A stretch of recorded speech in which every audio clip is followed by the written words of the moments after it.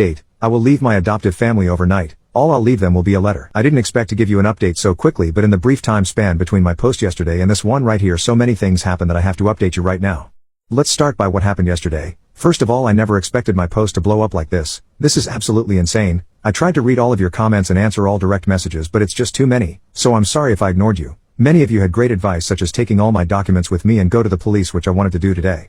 Let's go through everything that happened chronologically. After reading through many comments, I decided to take my documents with me. So the evening before my adoptive parents went to bed, I snuck into their bedroom and took all documents that I could find and waited for nightfall. I packed my things and left when all of them were asleep. Everything went as planned. I silently left the house and went to my best friend's home. He had an apartment in a neighbor city, so I had to walk for a while. I arrived at his apartment between 2 and 3 a.m. He had a spare bedroom that he used for visitors who might want to stay for the night.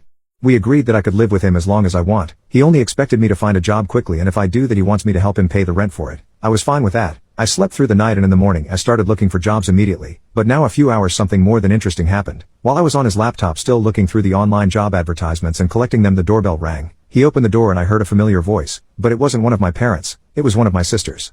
Maria, to be exact. The middle sister. I heard how she asked if I was here. He wanted to lie for me, but I decided to talk to her to find out what she wanted. So I appeared behind him and she went, "Thank God you're here," and hugged me. I was completely overwhelmed and surprised and didn't know what to say, and then she told me how she found me, and this is where things get more interesting.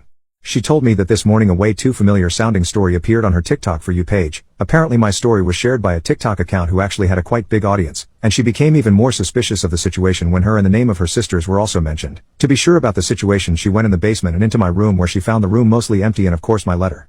I mentioned in the story that I would stay with a friend, so she went out looking for me, telling our parents she was about to visit a friend. She said she drove to 2 different houses before finding the correct address. She apparently visited 2 other friends of me before finding the correct apartment. Apparently she also took the letter with her. She said she hasn't showed them the letter yet and wanted to talk to me first. No one besides her knew where I was or what I did the last night. She apologized to me and offered to talk with her on my side to our parents. She explained that the way I talked about her in the original post made her feel bad. She said she never hated me or anything. She admitted that she also protested against me having a room on their floor, but just because of Alicia's influence on her and because she believed her lies when she was younger. Now that I think about it, unlike Alicia and Juliet, she never called me bad names.